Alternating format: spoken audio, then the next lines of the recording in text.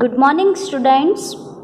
Today we are going to start our new chapter of the SP, chapter number 3, and the name of the chapter is debenture. Okay, ये chapter आपको exam में 6 mark का आएगा, 1 mark का MCQ होगा, 1 mark का SQ होगा and 2 mark के 2 शॉर्ट क्वेश्चन आएंगे. क्लियर? तो ये चैप्टर आपका हो जाएगा 6 मार्क का. क्लियर? चलो तो पहले हम देखते हैं डेफिनेशन डिबेंचर की. Debenture is a type of document issued under the common seal of the company acknowledging the debt. Debenture है वो हम इसलिए इश्यू करते हैं क्योंकि उससे हमको अमाउंट मिले ताकि हम लोग कंपनी हमारी जो है, हमारा जो बिजनेस है वो अच्छे से रन कर सके. और ये वन टाइप ऑफ हमारे लिए डेट होता है. डेट यानी हमारे सिर पर लायबिलिटी रहती है कि हमने जो ये अमाउंट ली है पब्लिक के पास से वो हमको उनको वापस लौटानी है. जैसे कि आप लोगों ने किसी के पास से उधार लिया हो तो आपको पता ही है कि वो फ्यूचर में हमको उसको लौटाना है, प्लस साथ में आपको इंटरेस्ट भी पे करना होता है क्योंकि मंथली इंटरेस्ट तो आपको देना ही पड़ता है जब आप किसी के पास से उधार अमाउंट लेते हो तब. तो ये डिबेंचर कंपनी के लिए सेम वही चीज़ है, वो हमारे कंपनी के लिए क्या बन जाएगा, डेट, क्योंकि इसको फ्यूचर में हमको पे करना है प्लस हर महीने आपको इंटरेस्ट भी पे करना है, इसलिए ये हमारे कंपनी के लिए डेट है. Clear? Next types of document, जो मोस्ट इम्पोर्टेंट क्वेश्चन है, ये 90% एग्जाम में आता ही है. इसके 4 टाइप्स है: mortgage debenture, fully convertible debenture, partly convertible debenture and the last one is non convertible debenture.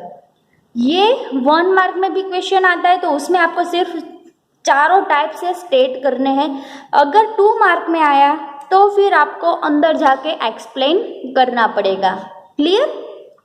वापिस कब बोल रही हूँ, टाइप्स ऑफ डिबेंचर 4 है: mortgage debenture, fully convertible debenture, partly convertible debenture and non convertible debenture. चलो first देखते हैं हम लोग mortgage debenture. The company by issuing such debentures create a charge on the assets which can be fixed charge on floating or floating charge.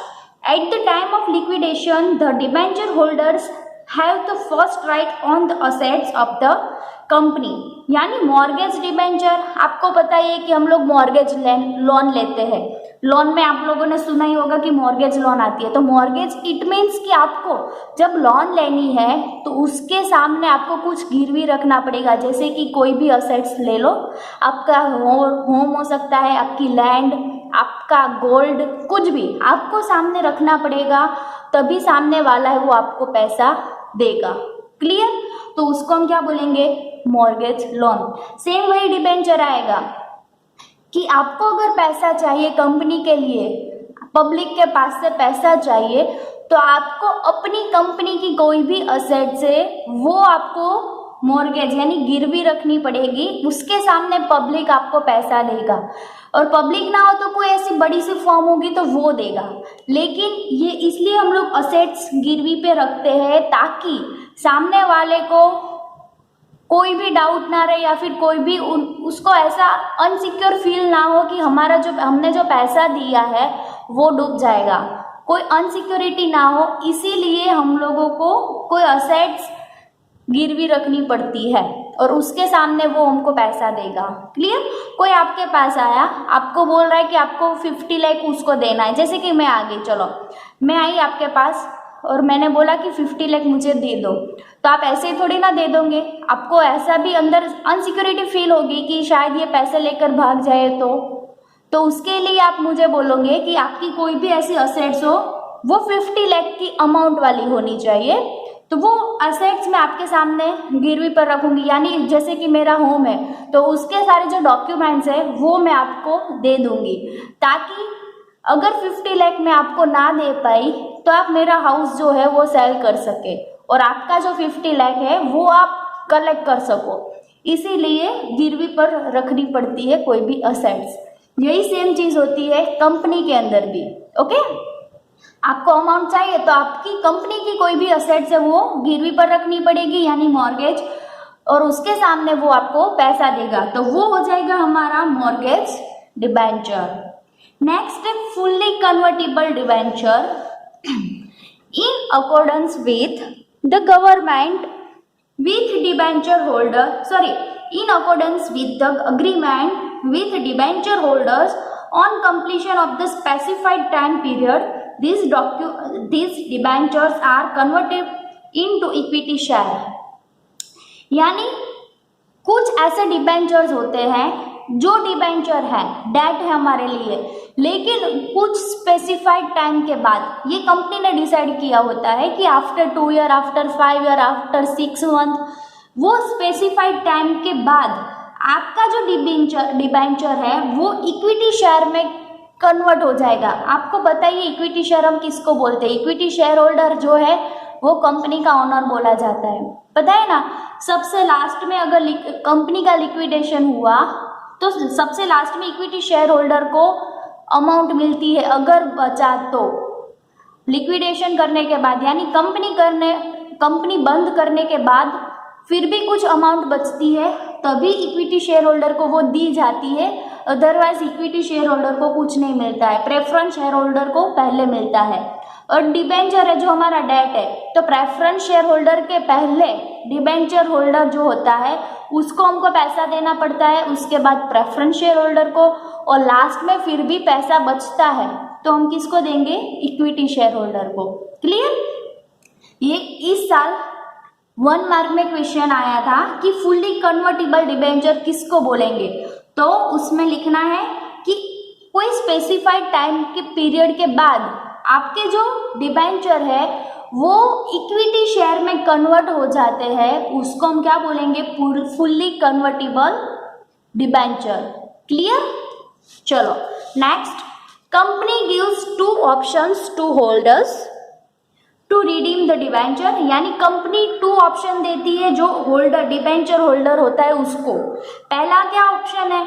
To redeem the debenture, यानी जो आपके जो debenture है वो क्लोज कर दे, आपकी जो अमाउंट है आपको फुल्ली आपको लौटा दे और आपको कंपनी के साथ कोई रिलेशन नहीं रहेगा आपका बाद में। And the second one, to take equity shares of the same amount. यानी आपका जो डिबेंचर की प्राइस जैसे कि है 10 लाख, तो 10 लाख की डिबेंचर की प्राइस के सामने आपको क्या बना दिया जाएगा? Equity share holder. तो दूसरा ऑप्शन ये रहेगा कि जितनी सेम अमाउंट है उतनी ही सेम अमाउंट के सामने आपको इक्विटी शेयर होल्डर बना दिया जाएगा। 2 ऑप्शन है आपके पास, एक तो आप अपने पैसे लेकर चले जाओ और दूसरा ऑप्शन ये है कि आप अगर कंपनी में रहना चाहते हो तो आप इक्विटी शेयर होल्डर बन जाओ। क्लियर? ये 2 ऑप्शन कंपनी होल्डर को देती है। आगे बात समझ में क्या हुआ यहाँ पे कि आपका स्पेसिफाइड टाइम खत्म होता है डिबेंचर लेने के बाद, तो आप फुल्ली कन्वर्ट किसमें हो जाओगे? इक्विटी शेयर होल्डर में। और वहाँ पे कंपनी आपको 2 ऑप्शन देगी। एक ऑप्शन ये रहेगा कि आप के जितने भी प्राइस के डिबेंचर थे उतने लेकर चले जाओ। दूसरा कि आप जैसे कि 10 लाख का था आपका डिबेंचर की अमाउंट, तो 10 लाख के सामने आप क्या बन जाओ? Equity share holder. क्लियर? चलो ये हो गए हमारे 2 टाइप्स। थर्ड टाइप होगा हमारा पार्टली कन्वर्टिबल डिबेंचर। पार्टली, यहाँ पे फुल्ली था, fully it means same amount 10 lakh का है तो 10 लाख का आप क्या बन जाओगे? Equity share holder. यहाँ पे पार्टली यानी कुछ percent. The debenture is divided into 2 parts.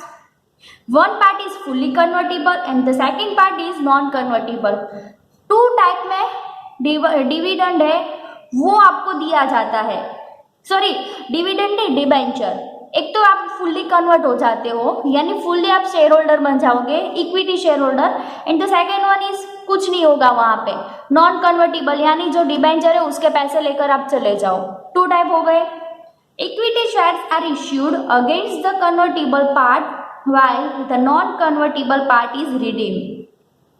यानी इक्विटी शेयर तभी दिया जाता है, जैसे कि यहाँ पे बोला इक्विटी शेयर तभी दिया जाता है जब वो मेंबर है वो कंपनी का पार्ट रहना चाहता हो, कंपनी का वो हिस्सा बनना चाहता हो तब, अदरवाइज ये फुली कन्वर्टेबल हो जाएगा या फिर वो चला जाएगा पैसा लेकर। पार्टली कन्वर्टेबल इट मीन्स कि वो 50% वो घर पे ले जाएगा पैसा और 50% का ही वो मालिक रहेगा इक्विटी शेयर होल्डर बन के। क्लियर? चलो फुल्ली में क्या आया था कि आप पूरा पैसा घर पे ले जाओ या फिर पूरा आप कंपनी का पार्ट बन जाओ।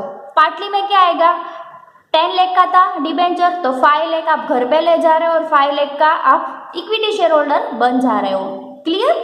And the last one is non convertible debenture. These debentures are not converted into equity share, यानी नॉन कन्वर्टेबल डिबेंचर ऐसे होते हैं जो इक्विटी शेयर में कन्वर्ट नहीं होते हैं। इट मीन्स कि वो 10 लाख का डिबेंचर था तो 10 लाख लेकर वो घर पे चले जाते हैं। क्लियर? तो ये थे हमारे मोस्ट इंपॉर्टेंट 4 टाइप्स, तो ये अच्छे से लर्न करने ला, मोस्ट इंपॉर्टेंट है इसलिए।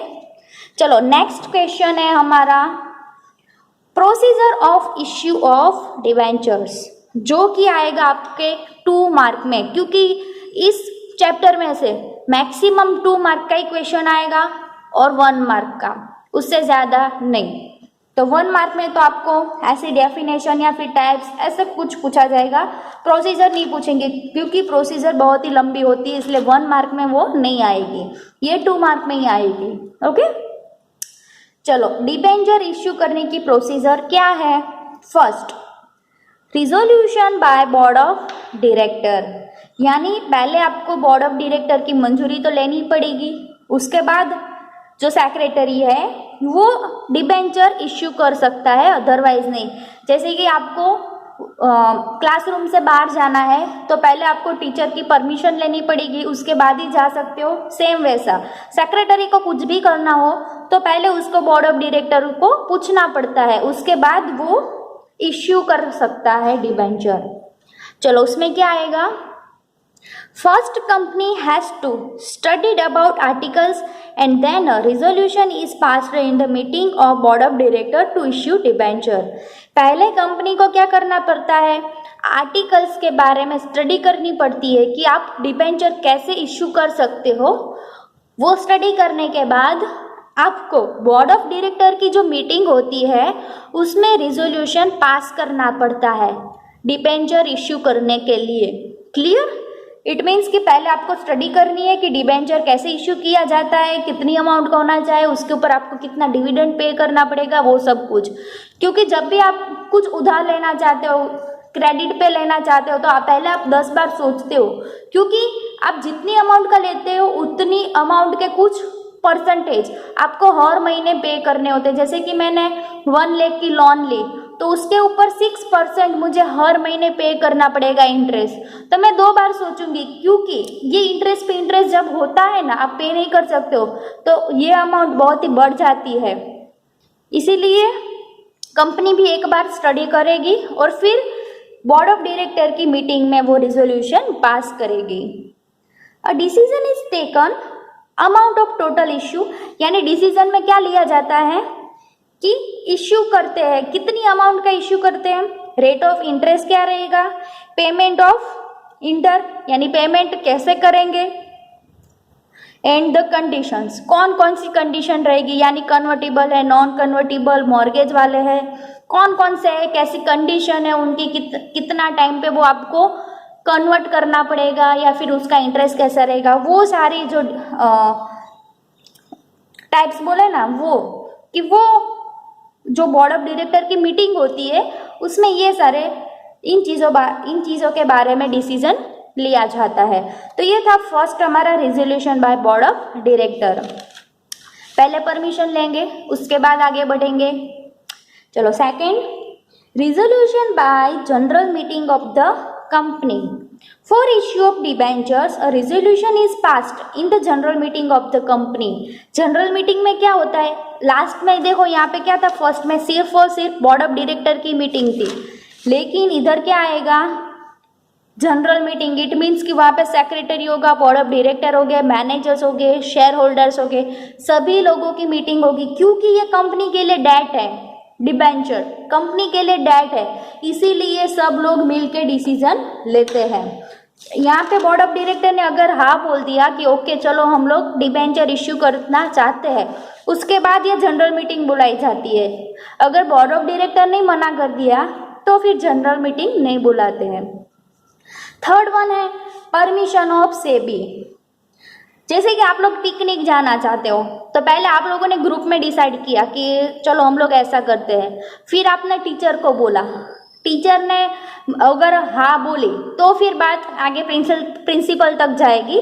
अगर टीचर ने मना कर दिया कि नहीं हम लोग नहीं जा सकते तो फिर वो जो बात है वो वहीं पे खत्म हो जाती है। सेम वैसा ही यहाँ पे होगा। चलो परमिशन ऑफ सेबी, प्रिंसिपल के पास हम लोग जाएंगे कि it is necessary to ensure that the provisions of the companies act and guidelines of SEBI are complete with the permission of SEBI is obtained. यानी security exchange board of India की भी permission आपको लेनी पड़ती है, क्योंकि ये कंपनी के लिए डेट है। वहाँ पे कोई 1 लाख 2 लाख या 10 लाख 20 लाख की बात नहीं होती है, वहाँ पे करोड़ों में बात होती है। तो इसीलिए सबकी परमिशन वहाँ पे आपको लेनी पड़ती है, क्योंकि सेबी की कुछ कंपनियां होती है वो ही डिबेंचर ले सकती है, सभी कंपनियां नहीं ले सकती है। तो उनकी गाइडलाइन कैसी है उनके बारे में आपको स्टडी करना पड़ेगा और उसके बाद आपको डिबेंचर इश्यू करने की परमिशन मिलेगी। चलो फोर्थ वन है हमारा to issue prospectus. Public limited companies invite general public to subscribe to the debenture by issuing prospectus which describes contents of debenture. It helps to investor. It means आपको बताइए कि prospectus क्या था। आप लोगों ने 11th में पढ़ा था कि कंपनी कभी भी कुछ भी इश्यू करना चाहती है कि शेयर है वो डिबेंचर है कुछ भी, तो वो प्रोस्पेक्टस इट मीन्स समझ लो कि कंपनी का सारी इंफॉर्मेशन इस प्रोस्पेक्टस में लिखी होती है। जैसे कि आप लोग आते हो स्कूल में एडमिशन के लिए, तो ऐसा नहीं कि आप एक स्कूल में एडमिशन लेने के लिए गए और वहीं पे ही आपने एडमिशन ले लिया। आप क्या करोगे, सर्वे करोगे, सारी स्कूलों में जाओगे जहाँ आप रहते हो उसके आसपास की स्कूल में, वहाँ जहाँ पे आपको नज़दीक हो या फिर अच्छी स्कूल हो वहाँ पे, और फिर वहाँ से आप ब्रोशर लेकर आओगे। ब्रोशर होने के बाद आप सभी जगह पे सर्वे करोगे कि यहाँ की फ़ी कितनी है, वहाँ पे लोग पढ़ाते कैसे, एक्स्ट्रा क्या लेते, वो सब कुछ। तो ब्रोशर के ऊपर से आपको सारी इन्फॉर्मेशन मिल जाती है। सेम ऐसा कंपनी में भी होता है कि प्रोस्पेक्टस होता है, उसके ऊपर से आपको इन्फॉर्मेशन मिलती है। तो क्या होगा, कंपनी जो है पब्लिक लिमिटेड कंपनी वो जनरल पब्लिक को बताती है कि हम डिबेंचर इश्यू करना चाहते हैं, तो ये प्रोस्पेक्टस थ्रू वो बताते हैं कि प्रोस्पेक्टस में आपकी कंपनी के बारे में इंफॉर्मेशन होगी कि कंपनी कितना प्रॉफिट करती है वो सब कुछ। और उसके बाद जो जनरल पब्लिक है वो डिसीजन लेती है कि हमको इस कंपनी में पैसा देना चाहिए कि नहीं, यानी कि इट हेल्प्स टू इन्वेस्टर, जो इन्वेस्टमेंट करना चाहता है उसके लिए हेल्पफुल रहता है ये। चलो नेक्स्ट है fifth one, appointment of trustee for debentures. Debenture trust deed is prepared under the trust act for interest of debenture, for that trustee for debentures are appointed. यानी ट्रस्ट डीड यानी क्या बोले उसको, आपको पता ही है कि आप किसी को पैसा देते तो आप स्टैम्प ड्यूटी होती है, पता है, एक ऐसा पेज आता है 100 रुपीज़, ऐसे ऊपर नोट होती है वो लगाई होती है, हमारी जो करेंसी की नोट है ना वो, और नीचे उसके नीचे लिखा होता है कि ये भाई ने उस बहन को इतना पैसा दिया, इतनी अमाउंट का इंटरेस्ट, यानी हर महीने 9% का इंटरेस्ट इसको देना पड़ेगा उस भाई को, वो सब कुछ। तो ऐसा ही ट्रस्ट डीड उसको हम बोलेंगे कि जो ट्रस्ट डीड है वो प्रिपेयर किया जाता है, क्योंकि जब भी आप इन्वेस्ट करते हो तो आपको इंटरेस्ट तो मिलेगा ही, तो इंटरेस्ट कितना देगी कंपनी वो ट्रस्ट डीड के अंदर लिखा होता है। चलो next sixth one, agreement with underwriters. If the board of director decide to enter into an agreement with underwriters for the issue of debentures, it is done at this stage. The conditions are determined for both parties. Underwriters जो होते हैं उनके साथ भी वो agreement करते हैं कि हमारे अगर डिबेंचर इतने इश्यू नहीं हुए तो वो अंडरराइटर्स जो होते हैं वो परचेज कर लेते हैं। और वो जैसे कि आप लोगों ने हाउस का सुना होगा कि एक जो बिल्डिंग होती है, बिल्डिंग बनी है तो उसमें टोटल 50 हाउस है लेकिन सेल ओनली 40 होते हैं, तो 10 जो अनसोल्ड है ना हाउस, वो ब्रोकर होता है वो परचेस कर लेता है। और ब्रोकर क्या करेगा, वो दूसरों को सेल करेगा। लेकिन जो मेन जो जिसने ये बिल्डिंग बनाई उसके पास से उसने 30 लाख में परचेस किया था हाउस, तो वो ब्रोकर है वो जब दूसरों को सेल करेगा तो वो 30 लाख में नहीं करेगा, वो उससे ज़्यादा में करेगा। लेकिन इससे क्या होगा, दोनों का फायदा होगा। एक तो जो बिल्डिंग बना रहा है उसको भी फायदा होगा क्योंकि उसके जो 10 अनसोल्ड हाउस है वो सेल हो जाएंगे, प्लस ब्रोकर को उसका ब्रोकरेज मिलेगा। जितनी ज़्यादा अमाउंट में वो सेल करेगा उतना उसका प्रॉफिट होगा। क्लियर? तो ऐसे ही कंपनीज के अंदर भी ऐसे अंडरराइटर्स होते हैं, उनके साथ वो अग्रीमेंट करते हैं कंपनी वाले। तो वो हो गया इधर। Then to open an account with और शेड्यूल्ड बैंक। आपको ये पता ही है कि कभी भी जब भी कंपनी को शेयर इश्यू करना हो या फिर डिबेंचर इश्यू करना हो तो उसके लिए पहले उसको अलग से एक शेड्यूल बैंक में अकाउंट ओपन करवाना पड़ता है। वो पर्टिकुलर इश्यू के लिए होता है। अगर एक बार आप लोगों ने इश्यू किया, जब सब्सक्रिप्शन अमाउंट आ गई, उसकी डेट खत्म हो गई, तो वो अकाउंट जो है वो क्लोज हो जाता है। ये आप लोगों ने आगे पढ़ा ही था। तो सेम यही चीज़ आएगी, डिबेंचर आपको इश्यू करना है तो उसके लिए आपको अकाउंट ओपन करवाना पड़ेगा। For receive applications and money for debenture company has to open an account with a schedule bank. यानी आपको एप्लीकेशन रिसीव करने के लिए एंड उसकी मनी रिसीव करने के लिए बैंक में अकाउंट ओपन करवाना पड़ता है। इसमें क्या होता है पता है कि आपको डिबेंचर परचेस करने हैं, आपको डिबेंचर होल्डर बनना है तो उसके लिए आपको बैंक में जाना पड़ेगा। कंपनी का जो अकाउंट नंबर है वहाँ पे आपको एप्लीकेशन करनी है और मनी वो कंपनी का जो नया ओपन किया हुआ अकाउंट है उसके अंदर आपको मनी पे करना है। और जब ये एप्लीकेशन की जो डेट है वो क्लोज हो जाएगी उसके बाद ये वाला अकाउंट जो है वो भी क्लोज हो जाता है। तो हर इश्यू के लिए हर नया अकाउंट कंपनी को बनाना पड़ता है। तो ये जो स्टेटमेंट है वो सभी जगह पे आएगा। चलो next 8 number, registration in stock exchange. यानी स्टॉक एक्सचेंज में आपको लिस्ट करना है तो उसके लिए आपको पहले से रजिस्ट्रेशन करवाना पड़ेगा। जब आप एप्लीकेशन लेना स्टार्ट कर देते हो इट मीन्स कि आपका फुल डिसीजन है कि आप डिबेंचर इश्यू करो, तो उससे पहले आपको क्या करवाना है, registration. Company has to apply to recognize stock exchange for the listing of debenture.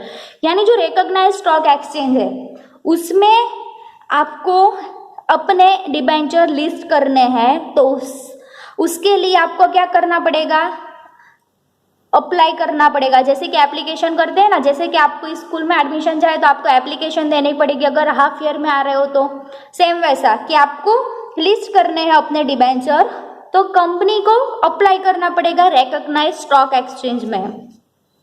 If the stock exchange refuses to register or cancels the registration of debenture issue, the company has to pay back the money to the debenture holders।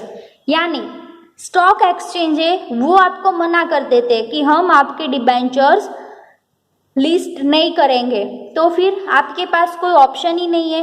आपको जो भी applications की amount I है वो आपको वापस कर देनी है। जिसने जितनी दी थी एप्लीकेशन की अमाउंट वो उनको रिटर्न कर देनी है। वहाँ पे जाके आप कुछ नहीं कर सकते अगर स्टॉक एक्सचेंज ने आपको मना कर दिया तो।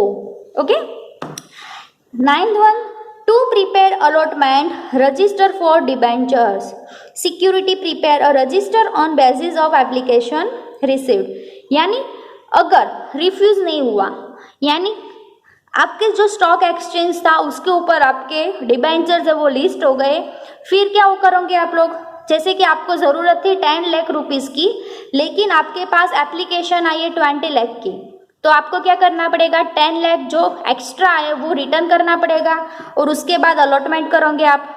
ओके, और अगर 10 लाख का आपकी ज़रूरत थी लेकिन आपके पास एप्लीकेशन आई है 5 लाख की, तो फिर आप क्या करोगे, जिसने जितनी एप्लीकेशन की है, जितने डिबेंचर के लिए, वो सारी आप क्या करोगे, एक्सेप्ट कर लोगे। लेकिन अगर ज़्यादा आई है तो फिर आपको रिटर्न करनी पड़ेगी। तो यहाँ पे क्या होगा, डिबेंचर आपको अलॉट करना पड़ेगा। तो उसके लिए जो सब्सक्रिप्शन एप्लीकेशन आई है उसके हिसाब से आप अलॉटमेंट करोगे। चलो, in the meeting board of director take decision of allotment of shares, यानी बोर्ड ऑफ डायरेक्टर की जो मीटिंग होती है उसमें डिसीजन लिया जाता है कि किसको कितना डिबेंचर अलॉट करना है हमको। Clear? And the last one is debenture certificate. Allot करने के बाद आपको सर्टिफिकेट तो देना ही पड़ेगा, जैसे कि आप लोग ने शेयर में दिया था, शेयर अलॉट होता है उसके बाद शेयर सर्टिफिकेट दिया जाता है, सेम वैसा डिबेंचर सर्टिफिकेट भी दिया जाता है। After receiving full amount towards the debentures allotted, security prepares debentures secretary prepares debenture certificate. यानी आपने शेयर में देखा था कि 2 रुपीज़ सब्सक्रिप्शन अमाउंट थी, यानी जब आपने एप्लीकेशन दी उस टाइम पे आप लोगों ने 2 रुपीज़ पे किए थे, शेयर की प्राइस थी टोटल 10 रुपीज़, तो उन लोगों ने आपको अलॉटमेंट दिया 3 रुपीज़ का 1 अलॉटमेंट, 2 रुपीज़ का 1 और वापस 3 रुपीज़ का 1, ऐसे 3 अलॉटमेंट आपको दिए गए थे। आपने जब सारी अमाउंट पे कर दी उसके बाद कंपनी क्या करेगी, आपको शेयर सर्टिफिकेट देगी।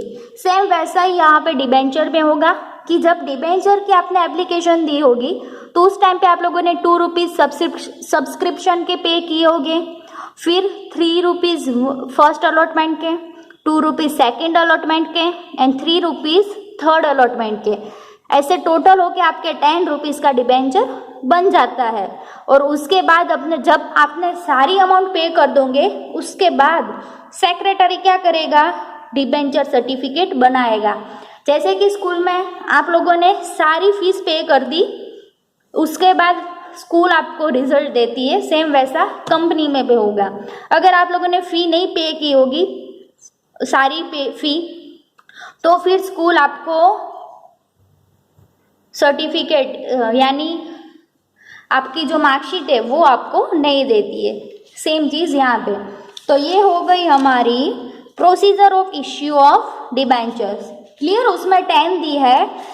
अगर आपको 2 मार्क में क्वेश्चन पूछा जाता है तो आपको क्या करना है, पहले सारी 10 के 10 प्रोसीजर है वो लाइन में लिखनी है, प्लस 2 ऐसी कोई भी प्रोसीजर है, फर्स्ट सेकंड, ऐसे आपको 2 एक्सप्लेन करनी है।